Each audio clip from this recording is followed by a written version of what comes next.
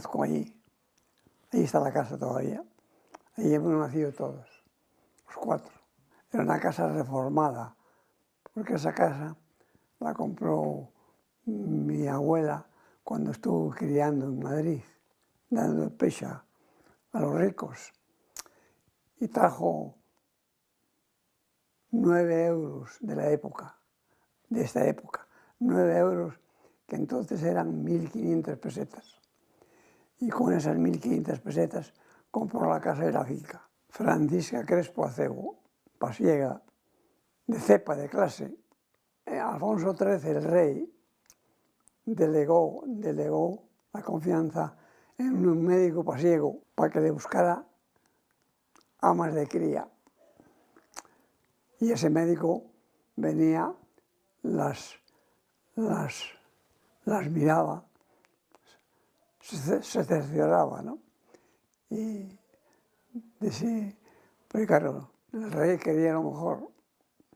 Por eso todas las amas de cría eran pasiegas. Era un teniente general del rey. Mucha disciplina en casa. Mucha disciplina para todo. Para la hora de comer, para todo. Para la ropa, para todo. Todo con horarios. Y disciplina al 100%. Ya sabes lo que son los militares, ¿no? Y sobre todo en aquella época. Ese era el nieto predilecto, pero con demasiado descaro, ¿no? Tremendo. Y de mis padres no. Yo creo que no tuvieron predilección éramos todos hijos. Los amigos del barrio, sí, de 4 vecinos, muy poca gente. Jugábamos con un saco, le hacíamos como si fuera un balón azul, con porterías de madera.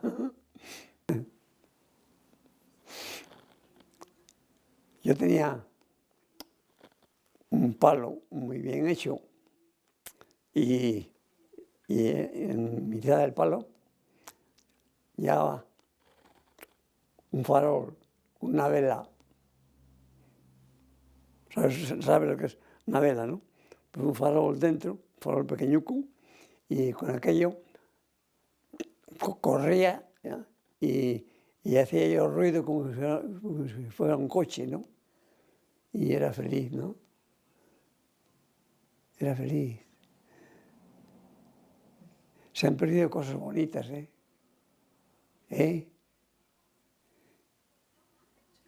Se han perdido cosas bonitas. Que, mira, yo a los 10 años ya segaba. A los 10 años ya picaba el aire, ya sabía de todo eso, porque era el sostén de vivir. Había que trabajar mucho para respirar. Y las comidas, fíjate, en mi casa, que era posiblemente la casa en aquella época que mejor vivía del pueblo, y era una ruina, porque allí no se comían más que, escúchame, patatas, alubias, borona, que es la harina de maíz, y leche, que es lo que daba la finca. No se comía más que eso. Por Navidad, sí, se mataban un par de gallinas y de vez en cuando se mataba algún ternero. Y éramos envidiados. Fíjate qué comerían los demás. Había gente que pasaba hambre. Yo vi morir gente de hambre. Morir de hambre. Mi hermano y yo comimos miles de huevos crudos. Según los cogíamos, los hacíamos con un alambre, un agujeruco, otro por atrás. No se querías comer, porque las gallinas estaban por toda la finca. Uf. No éramos, en aquella época éramos privilegiados, porque no pasábamos hambre, ¿sabes? Necesidad de muchas cosas. Por ejemplo, el azúcar, había que comprarlo, extraperlo, en una casa que había, una taberna que había allí en el pueblo, que era de un suegro, de un tío carnal mío, que le mató Franco. Que en esa casa es donde estaba la tienda, donde estaba el Frente Popular, la FAI, que era lo más destacado, ¿no?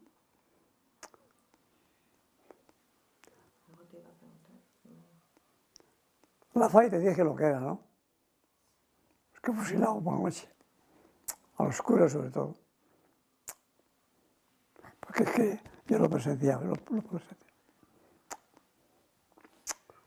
Los mataban y otro día aparecían allí. Allí en Parañón también mataron a 2. Y los vi por la mañana ya muy pronto, cuando llevaba la leche a Nestlé, a un sitio donde se entregaba la leche. Pues, depósito. sí. Allí los vi tirados en el suelo, metidos en un regato. ¡Qué susto! No lo olvido nunca aquella día. A la Cueva de San Pantaleón. Y estuvimos como 10 días, sí, hasta que entró Franco. Porque venía la aviación todos los días a bombardear y teníamos miedo a la aviación.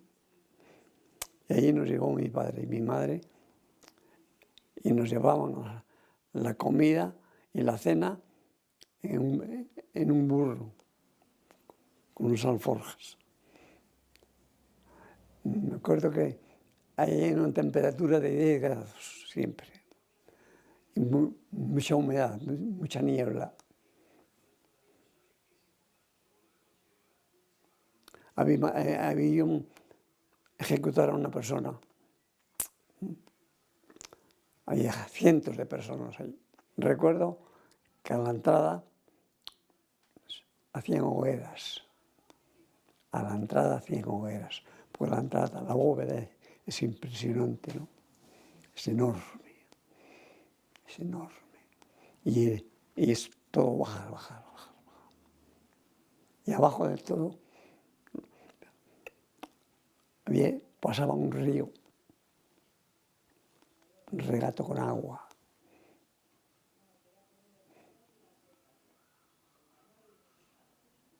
El estar ahí, pues el estar ahí es interesante, cuando tienes un poco de sentido común, ¿no? Hemos hablado de que las guerras civiles es lo peor que un pueblo puede tener. Porque han pasado 100 años y todavía estamos resentidos, ¿no? ¿Sí? Porque era vecinos con vecinos y familias con familias, encontrados, ¿no? Por la política, por las ideologías. Detesto eso. Lo detesto, porque lo sufrí. Y sobre todo, lo que vi sufrir a mi padre, ¿no? Porque le mataron al hermano, el cuñado, el sobrino y otros 2 sobrinos. Eso lo mataron en Ciriego. Que allí están enterrados. Ahí están los nombres de ellos todavía. Pues, de momento, cuando entró aquí Franco, los agruparon en Barballón en un salón de baile, digamos, que hacía de cárcel provisional. Y allí iban todas las noches, todas las tardes, a pegarlos.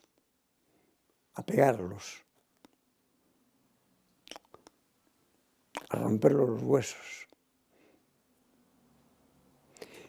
Y después de un mes más o menos allí, los mandaron a la provincial. Y en la provincial estuvieron año y medio, hasta que los fusilaron. Escaparon dos primos míos, Adriito y Manolo. Y a Manolo le cogieron allá arriba en Escobedo y le fusilaron con 23 años. Y eso para mi padre fue terrible, terrible. Mi padre bajaba todos los días a donde el cacique del pueblo, que es el que los mató a todos, y el cura, a humillarse ahí, para que no les mataran al hermano y a los cuñados, al cuñado y al sobrino. Y no sirvió para nada. Y luego mi padre entonces se quedó sin dinero, porque él siempre tenía dinero para comprar vacas, pero con la ilusión de querer salvar, sobre todo al hermano, ¿no? A Samuel. Y se quedó sin dinero y sin hermano, ¿no? ¿Cómo fue la vida de tu primo, el que logró escapar? ¿Y cómo logró escapar? Eso fue una novela, Aderito, mi primo, Aderito se llamaba. Escapó, estuvo escondido en muchos sitios. Cuando escapó de la cárcel, hasta que fue a Pamplona, pasaron años. En casa de él, pues ya estaba casado y tenía 2 niños. En casa de él, que todavía está la casa ahí, había hecho arriba en el desván, había hecho 2 paredes. Y como los techos entonces eran de madera, de tabla, pues había hecho una trampilla muy bien hecho. Y por ahí subía y bajaba.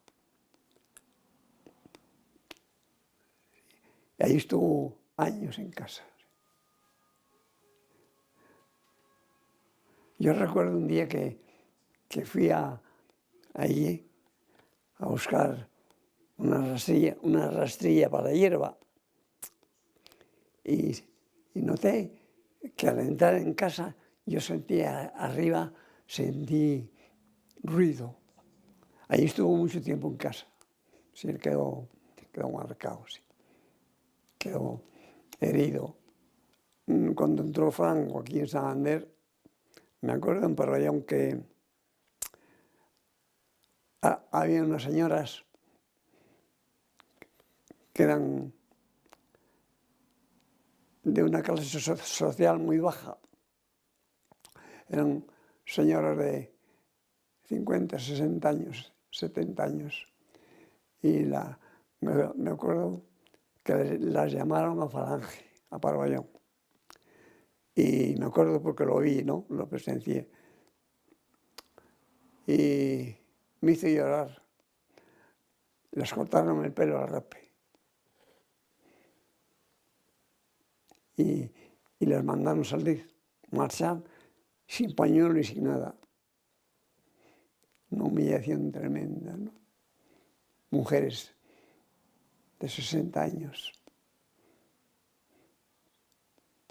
con nietos. Oh, tengo aquí todavía. Y han pasado 80 años, ¿no?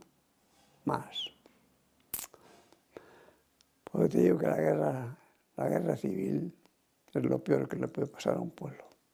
Don Manuel, ese fue el primero que fusilaron en Barballón. El maestro don Manuel Villa, era te lo diré, muy buen maestro. Sacaba alumnos que ya no sabía enseñarlos más, porque él no sabía más. Alumnos exquisitos. Don Manuel Villa pegaba con varas de avellano, ¡puf!, y con las reglas en las manos, en las uñas, y con el puño también. Tumbaba a los chavales, de los golpes. El cura nunca entró a la escuela, y cuando entró Franco, pues el primero que mataron fue a él. Bajaba de la escuela, eran las 2 y algo de la tarde, y pasó la avioneta rumbo a Madrid. El viaje de Ignacio Pombo. Está enterrado en Santander, en el Panteón de Hombres Ilustres, ¿sabes dónde está allí? Ahí está. Y te fijas, está, por el lado de abajo. Juan Ignacio Pombo. Era pura miseria todo. En la posguerra hubo empleo catastrófico, en las canteras, en sitios penosos, ¿no? Porque había muy poca industria. Pues de Parrallón iba la gente a trabajar a Torrelavega, a la Iñace, a Solvay, a Nueva Montaña, Quijano, a Revilla mucha gente también, a Dolomíticos, sí. El 50% andando. La gente que no tenía nada, las hijas y los hijos, cuando tenían 12 o 13 años, iban a servir a las casas. Porque en mi casa siempre hubo un criado. ¿Sabes lo que era un criado? Un obrero fijo. Y comía y dormía. Entonces, nosotros en la finca teníamos una cabaña que allí está para meter vacas. Está en mitad de la finca. Y el criado iba a dormir allí con las vacas, al cuidado del ganado. Que por cierto, en verano era una maravilla, que yo algunas veces iba a dormir con él, porque con el calor de las vacas era una calefacción perfecta. Me tenéis que perdonar porque se me traba un poco la lengua, ¿eh? Mi madre era mucho más inteligente que mi padre. Mi padre era inteligente de primera fila, comprando vacas para Madrid. Ahí era el número 1. Siempre, todavía tengo en casa la blusa y la cachava. Una blusa que gastaban los tratantes de ganado, negra. Mi madre era una mujer muy pulcra, muy curiosa para la casa. Y le gustaba mucho planchar. Y mi padre iba inmaculado a la feria. Y me acuerdo que muchos amigos le decían: Emilio, ¿cómo viene usted tan bien planchado? Dice, la mujer de mi tío, mi tío era inmensamente rico, porque mis hijas estuvieron allí, cerca de Puebla. Era amigo personal del presidente de la República. Le quiso hacer eso, que fuera, ¿cómo se dice?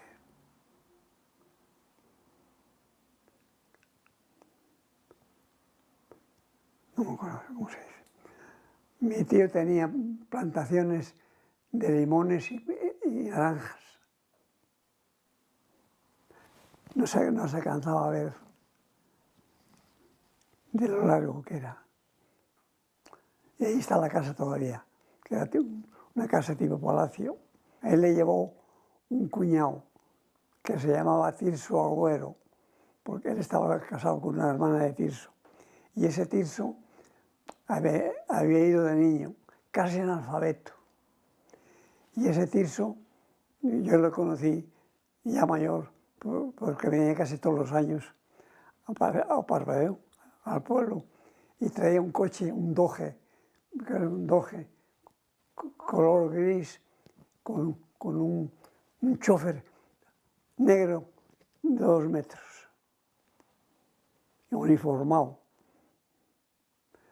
Y ese Tirso le llevó allí. Y ese Tirso, fíjate, si era rico, qué cosas pasan en la vida. Que en Puebla, que es un estado allí cerca, Puebla que es como Madrid, ese Tirso hizo el Hotel Virreinal de México, el Hotel Virreinal. En mi casa estuvo, y no sé qué haber sido de él, mandaron el periódico de la inauguración. El Hotel Virreinal le inauguró el presidente de la República, Ávila Camacho, que era amigo de ellos. El Hotel Virreinal de México. Y ese Tirso, cuando venía, mi tío Venancio, que era el cuñado de él, siempre le daba dinero para que se lo trajera a mi abuela. Y subía Tirso a casa de mi abuela a entregar los aguinaldos. Y me acuerdo que mi abuela hacía un café negro muy rico.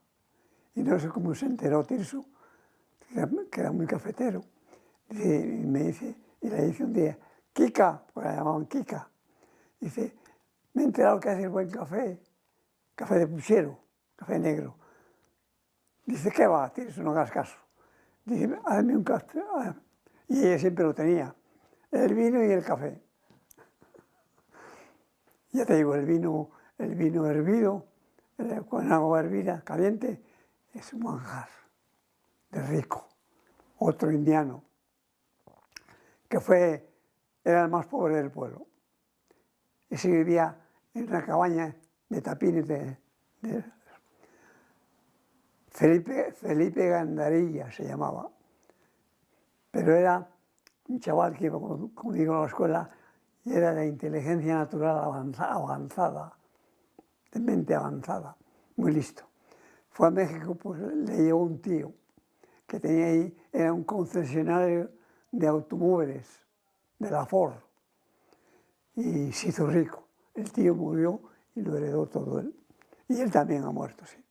Fui algo sinvergüenza, porque era muy joven, me gustaba cantar por ahí, ir a las romerías, me invitaban a comer en muchos sitios. Y hasta, me acuerdo una vez aquí en Boda de Pílagos, que fui a cantar un amigo mío que cantaba en el coro Ronda Garcilaso, lo mejor, cantaba con Los Ángeles. Y nos invitó, el cabo de mi compañía, nos invitó a los dos. Y fuimos a la misa, fuimos a la romería todo el día, a la verbena, y nos quedamos en casa de él. Digo que yo tengo que ir a casa a buscar la leche. Dice, la leche no hay en mi casa también. Era la época de la radio. Ya había radios en un pueblo. En mi casa ya la había. Fue una de las casas donde primero lo hubo. Costó 2.000 pesetas, ¿eh? Y se ponía en la cocina y se veía la ventana para que todo el barrio escuchara cantar Antonio Molina, Fiesta en el aire. Escuchábamos, eso era contra la guerra, pero muy bajito y a escondidas, a la pasionaria. Yo canté en la radio, Radio Santander. Estaban de locutores doña Delfina y don Arturo, en la calle No Martillo, detrás del Banco Santander. Allí estaba. Yo he sido apasionado, he sido enamorado del flamenco, porque era mi padre también. No sé por qué, de qué rama vendrá eso, porque mis tías también, mi hija mayor, fenómeno, mis primas también. Y yo era apasionado, y sigo siendo apasionado. Yo lloro cuando hay ciertos cantes, lloro, me llega dentro. Y yo lo hacía bastante bien, tenía muchas facultades, sobre todo en potencia. Y canté, sí, canté. Y lo último que se hizo, hacer un conjunto y ir a cantar a un cine de Santander, al cine Cervantes. Estaba lleno así de gente. Me dieron entonces 20 euros. ¿Tú sabes lo que eran 20 euros? 100 pesetas. La juventud, qué bonita. La juventud, qué bonita. En el 46, 47, 48. 3 años estuve. Conseguí quedarme allí, en Santander, porque estaba muy solicitado y era muy difícil quedarte aquí. Te mandaban fuera. Pero yo preferí estar un año más y quedarme aquí en Santander. Y fue por mediación de un cura, ya te lo dije, un canónigo de la catedral, un personaje tremendo. El primer año lo pasé muy mal, porque no tenía destino. Era soldado raso, muy mal, porque había muy poca gente en el cuartel. Y se hacía guardia en el cuartel y en la cárcel provincial. Y me tocaba un día sí y otro no de servicio, con los fusiles a la garita de la cárcel. Había orden de que si un preso se asomaba a la ventana, matarle.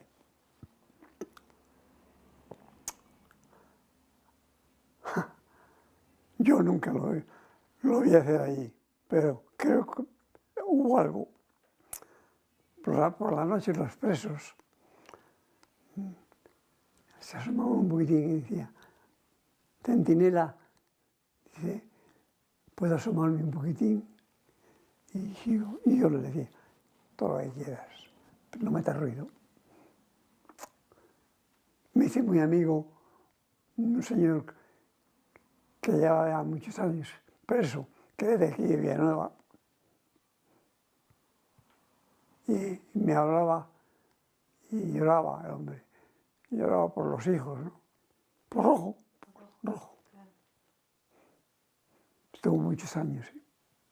Fíjate qué persona sería que el mandamás de la cárcel, que era un falangista terrible, pero muy amable, muy ameno, muy parlanchín. Y a veces le hablaba yo de él.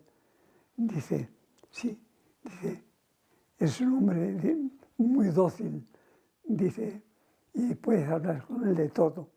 Yo tengo más amistad de la que me pertenece, me decía él, pero es muy amable, es buena persona. Digo, ¿y por qué está aquí? Digo, ya lo sabes por qué está aquí.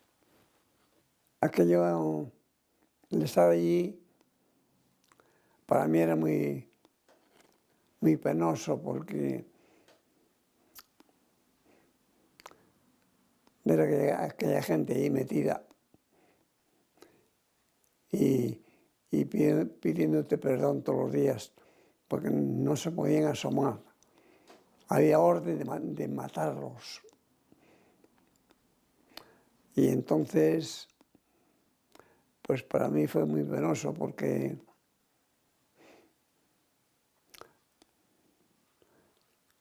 eran seres humanos, ¿no? Y casi todos hombres ya mayores, eran todos represaliados. El comandante para arriba ya tenían caballo. El caballo del comandante tal, del comandante cual, tenían caballo y tenían un caballista para cuidarle todos los días el caballo y para darle de comer, para limpiarle. Y el comandante, cuando se le antojaba, le decía al caballista, sal con el caballo. Y daba unos vueltas en el caballo, de vez en cuando. Pero tenía caballista, asistente del caballo. Se encargaba de todo. Y era muy amigo mío, de Cacahuérniga. No sé por qué era amigo mío, no sé por qué. Y me dice, oye, dice que se va a licenciar el asistente de mi comandante. Digo, no jodas, digo. Dice, sí, se va a licenciar. Digo, dile algo, que ya te daré algo yo. Si no te preocupes, no hace falta que me des nada. Se lo voy a decir porque tiene que coger otro. Y se lo doy. Y que sí. Y estuve 2 años regalándole 2 litros de leche diario. En una yuca, en una bicicleta. 2 años regalándole 2 litros de leche diario a mi comandante, que estuvo en la División Azul. Y me contaba de cuando estuvo allí, con el frío que hacía. Me contaba mi comandante que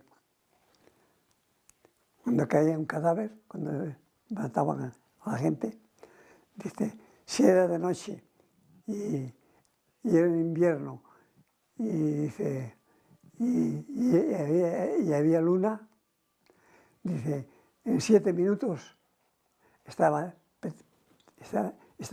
hecho un tablón, el cadáver. Estaba como hierro, del frío. Salgo de la mili, me compró mi padre un coche, un turismo, que era precioso, un Renault. De matrícula Valladolid 2860. Había sido del obispo de Valladolid. Era precioso. Tenía los asientos de pana, de ese color. Era precioso. Un Renault. Costó 5.000 duros. Era dinero entonces, 25.000 pesetas. Y empecé a llevar leche a Santander. Fracaso total. Total. Estuve un año o así. Por las casas, subir y bajar las escaleras. Subir y bajar las escaleras como un gato. Vaya piernas que tenía yo. No había, entonces eran momentos de miseria, la posguerra. Había muy poco dinero y mucha gente no te pagaba. Y era 140, no te pagaba. Y yo que no nací para comerciante, no. De recién casado estuve yendo bastante tiempo donde mi padre, ayudarle, y él me daba 1.000 pesetas todas las semanas, que eran para vivir bien entonces. Y mi mujer trabajaba, vivíamos bien, pero llegó un momento en que, porque yo Me crié entre vacas. Conocía muy bien las vacas, compraba y vendía vacas con mi padre, pero nunca me gustó el oficio ese. Nunca me gustaron las vacas. Y yo sufrí mucho porque me costó mucho dejar a mi padre, porque yo sabía que él sufría también, ¿no? Pero me gustaban los camiones, porque en mi casa mi padre tenía camión para él, para llevar las vacas de él, pero era yo el chofer. En mi casa, en aquella época, se vivía pues de lo mejor del pueblo, dentro de la miseria que había. Después, en el año 60 yo tuve un accidente gravísimo con mi camión. Mi camión me atropelló a mí. Y mira cómo tengo esta mano todavía. Y me rompió todo. Estuve un año sin poder trabajar, con las hijas pequeñas en el colegio.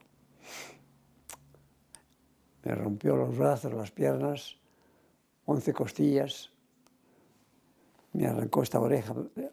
Aquí no tengo audición, no oigo nada, solo por este. Por eso tengo que estar siempre muy atento a... Yo sufrí más que Jesucristo. En Valdecilla.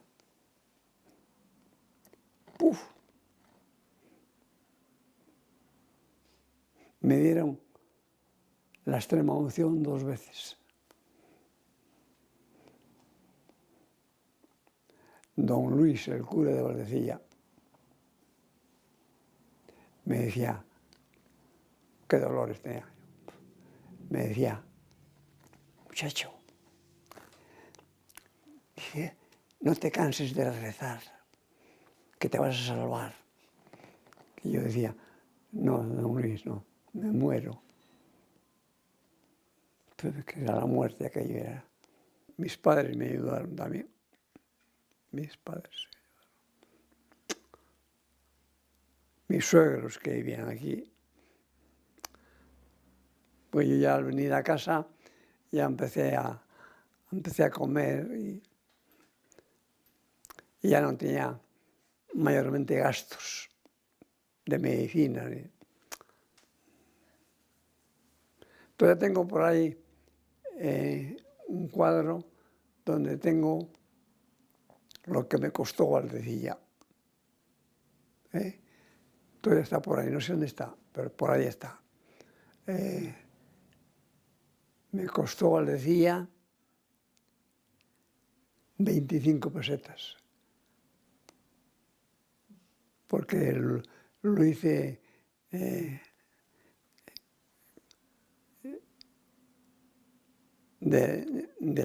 por la caridad. Fíjate, las hijas pequeñas, el camión que le debía casi entero. Y estuve en casa un año sin poder hacer nada. Hasta que ya digo, tengo que empezar a trabajar. Porque esta mano lo tenía semi-inútil.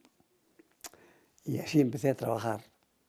Unas dificultades tremendas, dolores, por subir al camión y bajar. Pero tenía que hacerlo. No me quedaba otra. Era cosa de vida o muerte. Contrato a un señor, a un vecino de aquí, ya murió.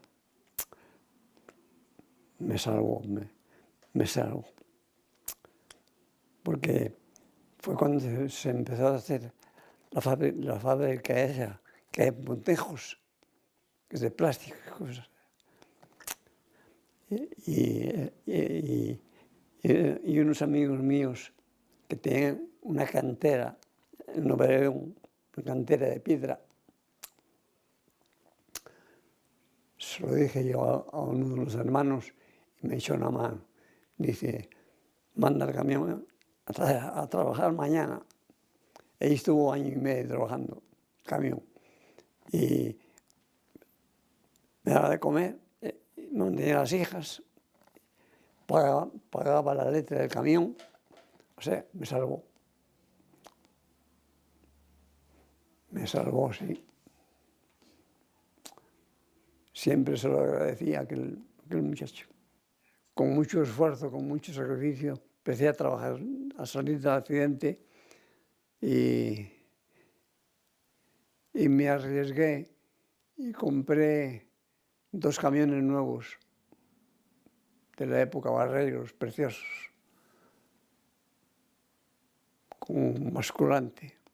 Porque yo entré aquí a trabajar en la mina de Solía, que era de mineral, a llevar mineral a astillero, y ahí se embarcaba para Inglaterra el mineral. Mi primer trabajo con el camión, compré un camión ruso cuando la guerra civil española, un 3HC. Por ahí te lo enseñaré un día.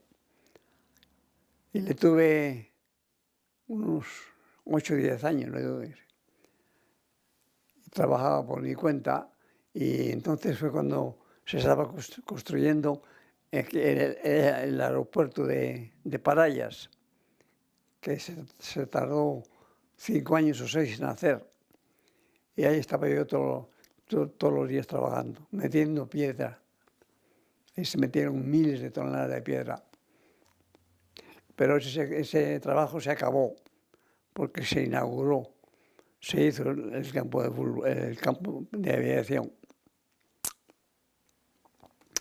Y aquí entonces, al acabarse eso, se acabó el trabajo. Entonces me marché a Asturias, cuando se hizo la gran siderúrgica de Avilés, traído Franco. Y ahí estuve en Avilés 4 años. Que eso fue lo peor que pude hacer, ¿no? Porque me separé de mis hijos y mi mujer, ¿no? Y eso es imperdonable. Cuando yo llegué y me asusté, porque estaba en movimiento de tierra, ¿no? Eran 13 kilómetros de fábrica, 13 kilómetros, más que Santander. Estaba todo movedizo. Porque aquella era una marisma, como era Parayas, era una marisma.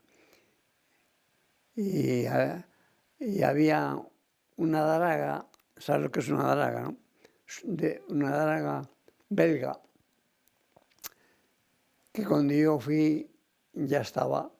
Y esta draga fue la que hizo el 90% de aquello, porque mandaba la tierra, que era tierra y fango, era marisma, lo mandaba a 13 kilómetros por unos tubos. Y murió mucha gente. Y pareció mucha gente que lo absorbía la draga y lo mandaba a 13 kilómetros. Murió mucha gente.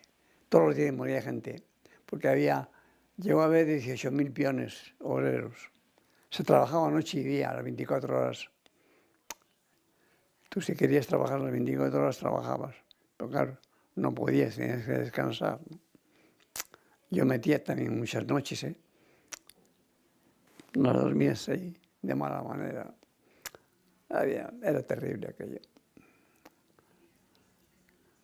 Te pagaban 50 pesetas la hora del camión.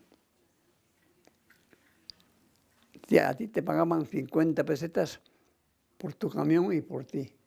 Y estuve 4 años después, me vine y a seguir con los camiones, ¿no? De chofer de una empresa, la Covadonga, ahí está todavía, pero ya no ejerce, ¿no? Teja y ladrillo. Y tenían un par de camiones para repartir la teja y el ladrillo. Y tenían otros 3 camiones para salir por toda España. Y a partir de ahí, a los 62 años yo ya dejé de trabajar.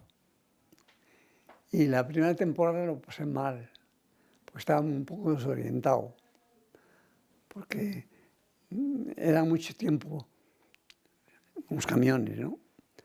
Y me sentí desorientado, sí. Salía por la mañana de casa a pasear por ahí y estaba un poco... Pero me fui adaptando y perfectamente. Es la única cosa que he hecho bien. Y las motos me gustaban, sí.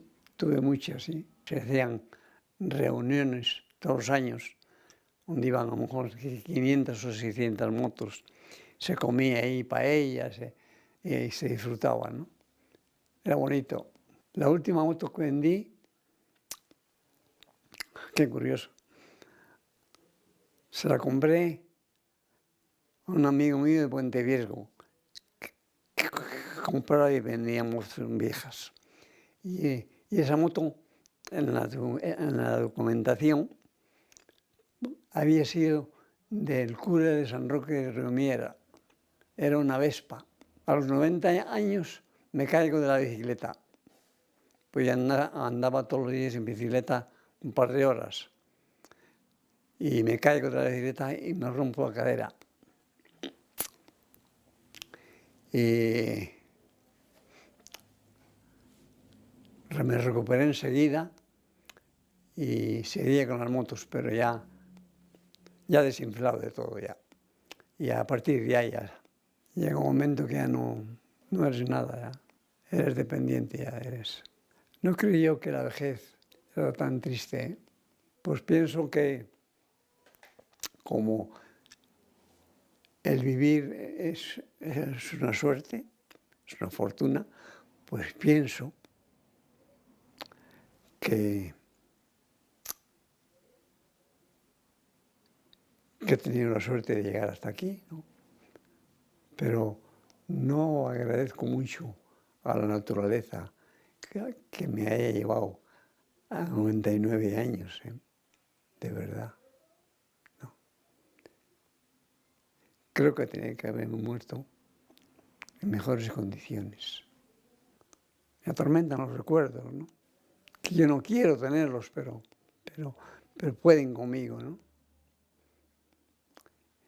Y me atormenta el final, ¿no? Me gusta mucho que la gente que me rodea, la gente que conozco, que vivan mejor que yo. Siempre he dicho que he tenido muy pocos amigos. Y ahora de mayor te das cuenta de que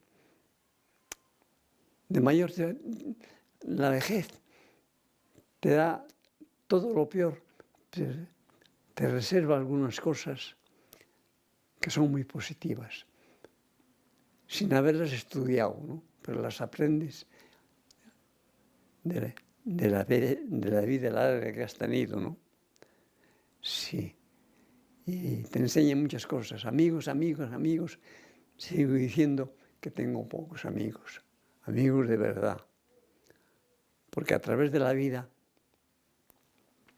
tienes muchas contrariedades, problemas, enfermedades, accidentes. Y entonces te das cuenta quién te quiere algo y quién no te quiere nada. Yo los llamo amigos de taberna, que no son buenos. El amigo de taberna no me gusta. Quiero un amigo de verdad, que me quiera. Y cuando me necesite, me tiene. Y cuando lo necesito, le tengo. Y de esos tengo